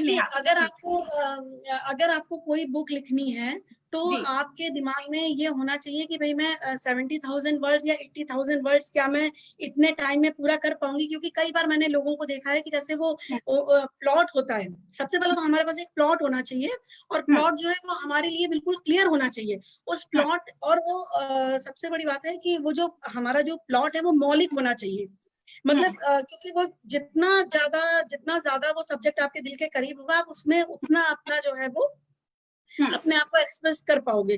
तो कई बार ऐसा होता है कि अगर आप नॉवेल लिखना चाहते हैं या जैसे कंपाइल करके कहते हैं बुक्स, मुझे क्लियर नहीं हुआ जो उन्होंने बोला कि वो स्टोरीज को कंपाइल करके बुक लिखना चाहती हैं या वो पूरी एक नॉवेल लिखना चाहती हैं. खैर अगर स्टोरीज को कंपाइल करके लिखते हैं तब तो फिर देखिए जैसे कहानियां आप लिखती चली जाएंगी, 10, 12, 20 कहानियां हो जाएंगी. उसके बाद वो पब्लिशिंग हाउसेस जो हैं वो आपको सारे गूगल में मिल भी जाते हैं, गूगल में मिल जाते हैं. और उसके अलावा कभी आपको पर्सनली पूछना हो तो संगीता जी मेरा नंबर दे देंगी, मैं बता भी दूंगी. और उसके अलावा जैसे अब हमें ये देखना है उसमें क्राइटेरिया कि आप बच्चों के लिए लिखना चाहते हैं कि आप बड़ों के लिए लिखना चाहते हैं, आप फिक्शनल लिखना चाहते हैं कि आप नॉन फिक्शनल लिखना चाहते हैं. तो इस तरह से जो भी पब्लिशिंग हाउसेस हैं उन्होंने अपना एक बना रखा है कि भाई हम जो है वो सिर्फ बच्चों का छापेंगे. पर जो पेंगुइन है वो देखिए हर तरह की किताबें छापता है. फिर आप इंग्लिश में पब्लिश होना चाहते हैं कि आप हिंदी में पब्लिश होना चाहते हैं. तो कई पब्लिशिंग हाउस हैं जो सिर्फ हिंदी में ही छापते हैं और कई हैं वो बोथ द लैंग्वेज साइमल्टेनियसली लेकर चलते हैं. ई बुक आजकल बड़ा आसान ऑप्शन हो गया है. ई बुक में आप इसमें किंडल में भी है और किंडल के अलावा भी कई लोग बीच बीच में ऐड देते रहते हैं. जैसे एक मैंगो पब्लिकेशन है, मैंगो पब्लिकेशन से मेरी the return of the lanterns करके इंग्लिश बुक आई है ई बुक. तो इस तरह से मैंगो पब्लिकेशन भी जो है वो ई बुक निकालता है. तो उसके लिए आपको पहले जो है वो ये देखना पड़ेगा कि हमारी जो नॉवेल है वो पब्लिशर के हिसाब से, मतलब हम उस पब्लिशर को कांटेक्ट करें उसको लिखने के बाद तो किसको कांटेक्ट करें. पर सबसे पहली एडवाइस तो मैं आपको देखिए ये देना चाहूंगी कि आप लिखिए. आप इस बात को भूल जाइए कि कौन छापेगा कौन नहीं छापेगा। छापने के तो 100 तरीके निकल आएंगे, पर अगर अच्छा होगा तो उसे कोई ना कोई कहीं ना कहीं से उठा भी लेता है। अब जैसे हमारी कहानियां हैं, हमने अपनी कहानियां गूगल पे डाली या फेसबुक पे डाली, और हमारी कहानी देखिए टेक्स्ट बुक में साईं बाबा की कृपा से जैसे पढ़ाई जा रही है स्कूलों में, तो कहानी अच्छी लगी, हमें पता भी नहीं कि कहानी ली गई और कहानी बच्चे पढ़ रहे हैं। तो आप अपनी तरफ से बेस्ट दीजिए और फिर बाकी जो है वो उसके लिए जो है वो सोर्सेज रिसोर्सेज निकलते चले जाएंगे आगे। जी, तो आप सिर्फ लिखना शुरू कीजिए और अपने आप जैसे हम उस फील्ड में काम करना शुरू करते हैं, then our antenna goes very very alert and we start connecting with the right people and we get the right reasons to connect with people and go ahead. Is it not, madam? तो शुरुआत है कि शुरुआत कर दो बस। Definitely लोग मिलते चले जाते हैं, वो आपका जब कनेक्शन होता है, आपका सर्किल होता है, तो ऑटोमेटिकली वो सब बातें पता हो जाती है। Very nice question Neha, thank you for the question. एक क्वेश्चन है योगेश कुलकर्णी जी से, which type of books must be most read by students during school days which will help them in their current and later life? कौन सी प्रकार की books पढ़नी चाहिए school के बच्चों ने जो उनको स्कूल के वक्त और बाद में भी लाइफ में हेल्प करती रहे? देखिए हर बच्चे का इंटरेस्ट अलग होता है। अब जैसे 3 से 6 साल तक का जो बच्चा है, अगर आप उसको बहुत बड़ी-बड़ी बातें या कठिन शब्द समझाएंगे तो उसके समझ में नहीं आएंगे। उनके लिए जो टॉडलर्स के लिए जो पिक्टोरियल बुक्स बनती हैं, तो छोटे बच्चों के लिए एक मैंने जैसे अभी अंकल पाए का जिक्र किया था, अनंत पाए का, वो अमर चित्र कथा की सीरीज लेकर आए। एक तरह से वो रिवॉल्यूशन था। इस तरह से पिक्टोरियल बुक्स पहले कभी थी नहीं, उसके बाद उन्होंने टिंकल स्टार्ट किया। तो उसमें जो अगर आप अमर चित्र कथा की बुक्स उठाकर देखें तो उसमें आपको माइथोलॉजिकल कैरेक्टर्स भी मिलते हैं, स्पोर्ट्समैन भी मिलते हैं, कि पूरे शिवाजी वगैरह वॉरियर्स भी मिलते हैं, राजा रानी भी मिलते हैं। तो वो सारा बहुत क्लियरली दिया है। उसके ऊपर की एज ग्रुप में अगर आप चाहें तो किसी किसी बच्चे का जो इंटरेस्ट है तो वो साइंस की तरफ होता है, वो सोचता भी साइंस की तरह से, उसे जो है मतलब उस तरह की कहानियां अच्छी लगती हैं जिसमें इन्वेंशन हो, डिस्कवरीज हो। तो इस तरह की भी बहुत सारी बुक्स हैं जो अलग हैं। अब तो आप ये समझिए कि जो हमारा चिल्ड्रन लिटरेचर है, बाल साहित्य है, उसने इतनी प्रोग्रेस कर ली है कि आप किसी पर्टिकुलर टॉपिक पे भी अगर आप किताब ढूंढेंगे तो आपको उस टॉपिक पे बहुत सारी किताबें मिल जाएंगी। मतलब एक किताब आई है कि जैसे एनवायरमेंट पे आ गई तो 15 कहानियां एनवायरमेंट पे हो गई। फिर आपको जैसे आ गया टेल्स ऑफ चाइल्डहुड, इस तरह करके। तो फिर पता लगा बचपन की बातें हैं लोगों की, बड़े बड़े राइटर्स हैं उनकी बातें हो गई। या आप माइथोलॉजिकल कैरेक्टर्स ले लीजिए, उनकी पूरी एक अलग सीरीज आती है। तो इस तरह से करके नेशनल बुक ट्रस्ट और चिल्ड्रन बुक ट्रस्ट हैं, ये लोग बड़े उस पे किताबें निकालते हैं, और इन लोगों की किताबें जो हैं वो बहुत इजीली मतलब अवेलेबल भी हो जाती हैं, ऑनलाइन भी आप ले सकते हैं। देन पब्लिकेशन हाउस है जिसे सूचना प्रसारण मंत्रालय है जो, तो पब्लिकेशन हाउस से भी आप उसमें जाएंगे जब चिल्ड्रन की साइट पे, तो आपको बहुत सारी बुक्स मिलेंगी। तो बच्चा जो है, मेरे ख्याल से बच्चे को उसके इंटरेस्ट के हिसाब से, कवर के हिसाब से बुक जो है लेने दीजिए। 2-3 बार वो बुक लेगा तो उसको समझ में आ जाएगा कि उसको किस तरह की किताब में इंटरेस्ट आ रहा है। जी जी जी, तो बच्चे को अपने इंटरेस्ट के हिसाब से बुक चुनना चाहिए, और अगर वो इंटरेस्ट आपसे एक्सप्रेस करता है तो उस कनेक्शन वाली बुक्स आप लेते आओ, क्योंकि बहुत सारे ऑप्शंस अवेलेबल है। मैम आपके पास समय है, मैं और थोड़ी क्वेश्चंस ले सकती हूँ? अरे बिल्कुल बिल्कुल बिल्कुल जी जी जी, because madam is extremely busy, हर each session is more than 2 hours, and thank you so much for giving your time, because I know it is very taxing, you know, सवाल जवाब बहुत टैक्सिंग है। Thank you ma'am. तो मैं कुछ और सवाल पूछती हूँ। मैम आप टीचर से you become a writer, then you are also a broadcaster and you got into announcement also. तो आप प्रेजेंटेशन या ब्रॉडकास्टिंग या अनाउंसमेंट में आने के लिए आपने कुछ ट्रेनिंग ली थी, या उसमें कैसे चैलेंजेस हैंडल किया, और कैसे वो आपका एलिमेंट कैसे शुरू हुआ? वो एक्चुअली ऐसा हुआ कि जब मैं कॉलेज में ही थी, जब बीए सेकंड ईयर में, थर्ड ईयर में, तो मैं एक्चुअली एक जगह हमारे यहाँ मतलब हमारे जो ग्रुप था, जो फ्रेंड्स था, तो हमको पता लगा था कि जी टीवी का जो एक लोकल चैनल चलता था, वहाँ पे कुछ लोग हैं, कुछ बोलने के लिए जा रहे हैं, कुछ प्रोग्राम करने के लिए, कुछ गर्ल्स चाहिए थी, तो उन लोगों ने लिखा भी था और उसको करना था। तो जब मैं वहां पर गई तो वहां पे एग्जीक्यूटिव प्रोड्यूसर की पोस्ट खाली थी। तो जब मेरी उनसे बातचीत हुई तो उन्होंने कहा ठीक है, आप इसको टाइम बिंग करके देख लीजिए। तो मैं एक ऐसी प्रोड्यूसर थी जो प्रोड्यूस भी करती थी और एंकरिंग भी करने लगती थी साथ में। अच्छा। हाँ, हाँ, वहीं से फिर दूरदर्शन से जुड़ना हुआ। अच्छा, दूरदर्शन से जुड़ने का ये फायदा हुआ कि दूरदर्शन की जो रीच होती है उस टाइम पे बहुत थी। अब तो जी। आप देखिए इतने सारे चैनल्स वगैरह आ गए, वरना पहले लोग दूरदर्शन देखते थे या वो एक सिटी केबल जो लोकल होता था। हम्म, तो उसके लिए कई प्रोग्राम्स तैयार किए, फिर बच्चों के लिए लिखा। जैसे बच्चों का जो बैग इतना हैवी हो जाता है, तो उन लोगों ने कहा कि आप उस पे कुछ लिख सकती हैं क्या? तो मैंने लिखा था बस्ते का बोझ करके। तो वो पूरा जो था वो रिदमिकल था, पूरा म्यूजिकल था वो, और उसमें सब लोग गा गा के बताते हैं कि वो जो बच्चा है वो आखिरी में गधा बन के आता है। वो लिटरली गधा गधा होता है, और वो क्योंकि वो इतना बोझा उठाता है, और वो बस्ता भी अपना दुख बताता है कि मैं सिर्फ स्कूल तक तो इसके पीठ पे रहता हूँ, उसके बाद मैं कभी सोफे के नीचे पड़ा रहता हूँ, कभी ड्राइंग रूम में पड़ा रहता हूँ, कभी बेडरूम में रहता हूँ। इन लोगों ने मुझे पूरे घर में कहीं कोई जगह नहीं दी है, जब तक होमवर्क ना हो तब तक ये लोग मुझे याद भी ना करें। मैं पड़े पड़े एक कोने में टिफिन का तेल पीता रहता हूँ वाटर बोतल से अपने आप को गीला करता रहता हूँ। तो इस तरह करके मैंने प्रोग्राम्स बनाए, और फिर वहां पे मतलब बहुत अच्छे वो वहां पे हुए, ब्रॉडकास्ट हुए, उन लोगों को पसंद आए। आकाशवाणी के लिए ऐसा था कि मैं अपनी कहानियां सुनाने के लिए जाया करती थी गोरखपुर आकाशवाणी में। तो जब मैं वहां पे गई थी तो वहां पे अंडर 33 के लिए एक फॉर्म था, उस टाइम पे रिक्रूटमेंट हो रहे थे कैजुअल अनाउंसर्स के लिए। तो मैंने फॉर्म भर दिया हमारे जो वहां पे ऑफिसर थे उनके कहने से, और उसमें फिर हम लोगों का टेस्ट हुआ।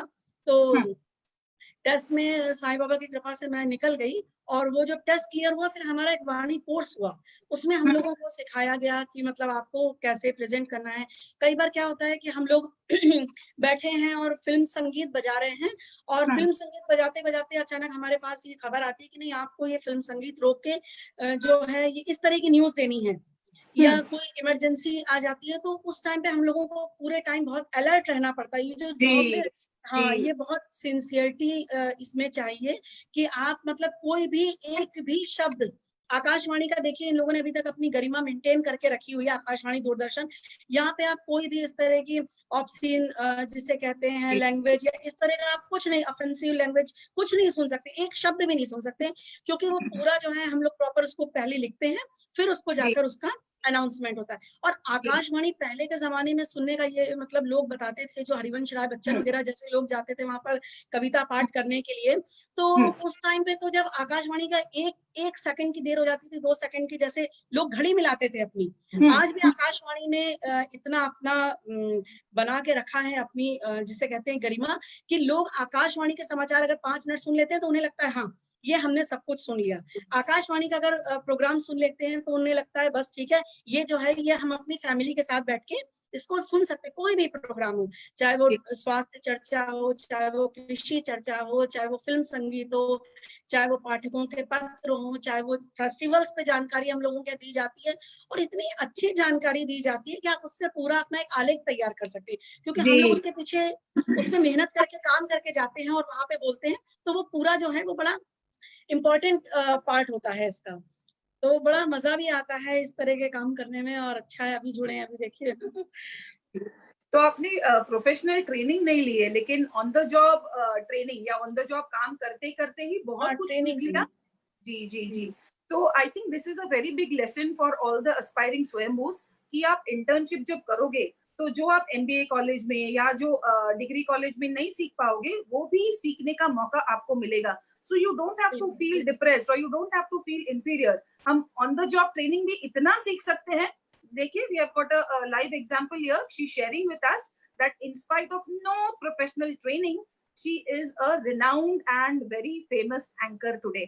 मैडम, आपने जब न्यूज एंकरिंग की बात की तो मुझे पर्सनली ये क्वेश्चन इमीडिएटली आ गया कि पहले जमाने में जो न्यूज रीडिंग होती थी, वहां पे न्यूज रीडिंग बहुत ही न्यूट्रल होती थी। यानी जैसे न्यूज कोई भी हो, खुशी की हो या गम की हो या नॉर्मल हो, they had a very neutral expression.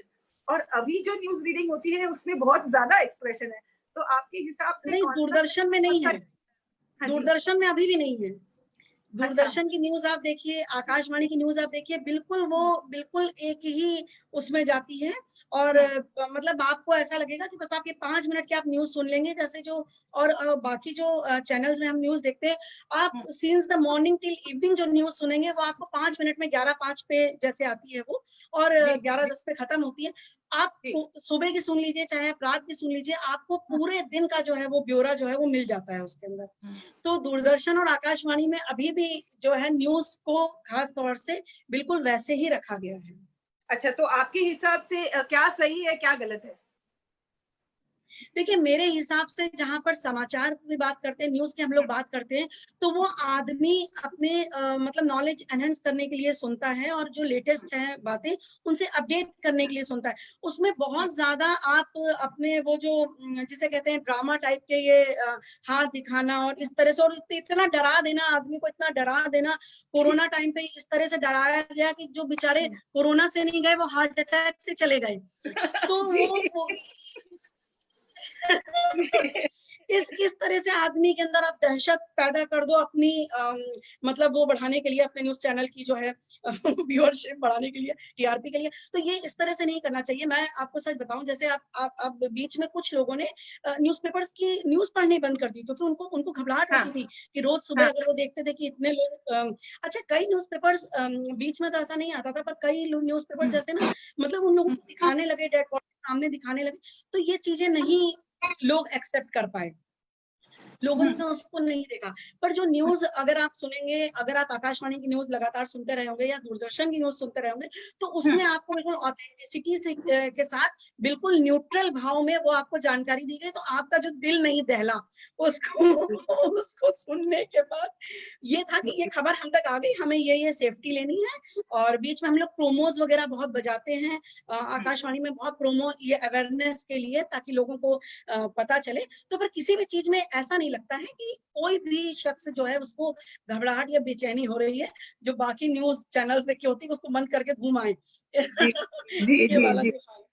Ji ma'am, आप इतने फेमस यूट्यूबर हो, राइट? तो आप जब एंकरिंग करते हो, तो कुछ पॉइंटर्स आपके दिमाग में है कि अभी ये प्रेजेंटेशन चल रहा है, ब्रॉडकास्टिंग चल रहा है, तो ये पॉइंट्स मैं फॉलो करूं। लेकिन जब आप स्टोरी टेलिंग करते हो बच्चों के साथ, तब आपका एक्सप्रेशन या तभी आपकी बॉडी लैंग्वेज अलग होती है। तो तब आपकी बॉडी लैंग्वेज क्या होती है और कौन से पॉइंट्स का आप ध्यान रखते हो मैम? संगीता जी, मैं अपना आपको एक पर्सनल एक्सपीरियंस बताऊं, जैसे जब हम बच्चों की वर्कशॉप कराते हैं या हम बच्चों के बीच में बैठते हैं, तो जब जिस तरह से बच्चे आपको देख रहे होते हैं, इतना इतना प्यार आता है उनके ऊपर, इतना अच्छा लगता है उनको देख के ऐसा लगता है कि मतलब ना ये कितना जानना चाहते हैं। अच्छा, उसमें कुछ बड़े शैतान टाइप के भी होते हैं, वो ये सोचते हैं कि ये बोलेंगे तो मैं इसका ये जवाब दूंगा। तो पहले तो ये नहीं समझ में आती थी, पर अब धीरे धीरे हमें समझ में आने लगी है चाइल्ड साइकोलॉजी। तो जब हम बच्चों को देखते हैं तो हमें ये समझ में आ जाता है कि वो, क्योंकि वो क्या करता है, वो विस्परिंग ना पहले ही स्टार्ट कर देता है। तो जो बच्चा पहले से विस्परिंग शुरू कर देता है और फुसफुसाहट शुरू कर देता है कि देखो ये तो उसी बच्चे को सबसे पहले बुलाया जाता है, उसको कहा जाता है आओ, यहाँ आओ, तुमसे शुरुआत करते हैं। Then he become so quite, इतना सिंसियर उसको ना कि यहाँ अब ठीक है। उसके बाद जो है फिर वो पूरी वर्कशॉप जो है फिर वो बहुत सक्सेसफुल हो जाती है। और बच्चों में मैंने देखा है कि बच्चों में जब हम कहानी सुनाते हैं, हम 4 लाइन सुनाते हैं, और 4 लाइन के बाद जब हम कहते हैं कि अच्छा इस कहानी को जोड़ो, इसका सिरा जोड़ो, और वो ऐसे उस कहानी को सिरा जोड़ते हैं, ऐसे उनकी इमेजिनेशन इतनी हाई लेवल पे चली जाती है, वो उसको इस तरह से कि देखते ही देखते एक नई कहानी तैयार हो जाती है, और वो सारी कहानी पूरी बच्चे मिलकर बनाते हैं। तो जो बच्चे ये कहते हैं कि हम नहीं लिखते, हमें बोलना नहीं आता, उन बच्चों को ये बात पता ही नहीं है कि उनके अंदर एक कितना बड़ा राइटर जो है वो छुपा हुआ है। बस कभी मौका नहीं मिला कि वो बाहर आकर अपने आप को प्रेजेंट कर पाए। सही कहा मैम आपने। तो वो बच्चे जो बहुत ही गप मारते हैं और जो लंबी लंबी छोड़ते हैं, उनमें तो राइटर है ही। लेकिन जो बच्चे बहुत शांत रहते हैं, ज्यादा एक्सप्रेस नहीं करते, उनको भी अगर आप जरा सा प्रोब करेंगे और सही चैनल देंगे, तो पता चले कि जैसे उन्होंने कहा कि 17 इयर्स के एज में उन्होंने देवदास लिखी थी। तो who knows, these teenagers and young kids may have a fantastic writer hidden. आपको सिर्फ उसको जरा अनर्थ करने में हेल्प करनी होगी। बढ़िया बढ़िया पॉइंट मैम। और 2 क्वेश्चन जी। जी अच्छा जी जी मैम, इतने क्रिएटिव स्पेस में बहुत सारी किताबें हैं, तो हमारे एक व्यूअर ने एक क्वेश्चन पूछा है, ma'am will you please tell me the name of few books for age 10 to 14 years which are necessary in overall development। ये है राही और रिचिका कवड़े के लिए। Ma'am will you tell us the name of few books for the age group of 10 to 14 which will help them in overall development। हाँ, overall development कहानी में, जैसे अगर उनको इंटरेस्ट है, अगर वो लोग कहानी पढ़ना चाहते हैं, तो 10 से 14 साल तक के बच्चे जो हैं वो बहुत सारी कहानियां ले सकते हैं। एक तो मैं ये एडवाइस करूंगी इनको भी और सबको कि सबसे पहले आपको जो हमारी जो स्टोरीज हुई हैं, जैसे हितोपदेश की कहानियां या पंचतंत्र की कहानियां या ईसप की जो स्टोरीज हुई हैं, जातक कथाएं हुई हैं, इनको एक बार आप अपने बच्चों को जरूर पढ़ाइए, क्योंकि उसमें जो मॉरल है वो तो मतलब राजकुमारों को भेजा गया था उनके पास में, विष्णु शर्मा के पास में, जब पंचतंत्र की कहानियां थी कि ये लोग राजकाज अच्छे से संभाल सकें। तो वो कहानियां सिर्फ जानवरों पे बेस्ड नहीं है, वो कहानियां जो है वो हमारे जो जीवन मूल्य है, जिसे कहते हैं, जो हमारी जो जिस सोसाइटी में हम रहते हैं उन लोगों के बारे में है। और वो कहानी जो खत्म होती है और शुरू होती है, उसकी एक बड़ी इंटरेस्टिंग चीज होती है कि जैसे वो कहानी सुनाता है और कछुआ कहता है, अरे तुम्हारी हालत तो उस शेर के जैसी है जो बेचारा पानी भी नहीं पी पाया। तो अब अगली कहानी के लिए जो बच्चा है वो सोच रहा है किस शेर के जैसी है, फिर वो अगली कहानी पढ़ता है, फिर वो कहता है, अरे तुम्हारी कहानी तो ऐसे पक्षी की तरह हो गई है जो ना उड़ पा रहा है ना घोंसले में रह पा रहा है। तो वो सोचता है, तो इस तरह से करते करते करते वो पूरी सीरीज बनी हुई है। और उन कहानियों को जब आप पढ़ेंगे तो आपको पता चलेगा कि वो हर एज ग्रुप के लिए एंटरटेनिंग है, चाहे वो आप पढ़े, चाहे मैं पढ़े, और चाहे मैं पढ़ूं, और चाहे वो 10 से 14 साल तक के बच्चे पढ़े। वो कहानियां जो है वो बहुत अच्छी कहानियां हैं। बढ़िया बढ़िया। So I think Mr. Prashant Kaude, thank you for asking this question and you have received a fantastic answer and a very apt answer from ma'am. Ma'am, आप इतना बता रही हैं कि हमारे कान जो है हमारे आपका you have one mouth but we have got 2 ears और हम डबल एक्साइटेड हैं आपको सुनने के लिए। But I understand you have got a very very busy schedule but you have been very sweet और इतनी सारी जानकारी आपने दी है, इतनी सारी जानकारी दी है। और जैसे अपना जब टेक्निकल ब्रेक था उस समय मैंने भी डिसाइड कर लिया है कि मैं भी जो हमारे गेटिंग कैंडिडेट सेशंस है उसके ऊपर एक बुक लिखूंगी। तो मेरे क्वेश्चंस तो मैं बेझिझक आपको भेज ही दूंगी। मैं रिक्वेस्ट करती हूँ कि क्या आप एस्पायरिंग स्वयंभूज के अगर क्वेश्चंस हैं और अगर मैं आपसे मेल करूँ या आपको व्हाट्सएप करूँ, तो will you be able to share your tips with aspiring Swayambhus who want to become writers? बिल्कुल बिल्कुल, it would be a pleasure of mine. I'll definitely join. So sweet, so sweet. So thank you so much, ma'am, for giving your time. Thank you, viewers, for connecting with us and your questions. I hope you have learned so many different things for yourself and for your kids. So keep the diet of books on so that the learning mode is on in capital. क्योंकि learning करने से ही हम earning करेंगे, चाहे वो respect हो या चाहे वो पैसा हो। और मैम मैं मेरा अकाउंट नंबर आपको भेज दूंगी, तो रॉयल्टी आती रहनी चाहिए। just kidding. So I think we all need to be happy, and since ma'am is always handling kids, I just got my hidden child out for a few minutes in the Getting Candid show. Thank you ma'am, thank you. We are blessed to listen to you. आप इतनी popular हो और इतने sessions लेते हो, तो इस सारे टाइम मैनेजमेंट में हमारे लिए भी वक्त देने के लिए बहुत बहुत बहुत धन्यवाद। बहुत धन्यवाद सुनीता जी, बहुत अच्छा लगा। थैंक यू, बहुत अच्छा लगा, बहुत अच्छा लगा। तो thank you viewers, thank you Rohit, thank you. Rohit is also not keeping well, but in spite of that, he is here with us today. I genuinely appreciate all the viewers who are spending their time with us on weekends. God bless you all and wishing you a splendid week ahead, which is going to be a fantastic month and a fantastic week. Stay with us, stay connected, and Jai Hind.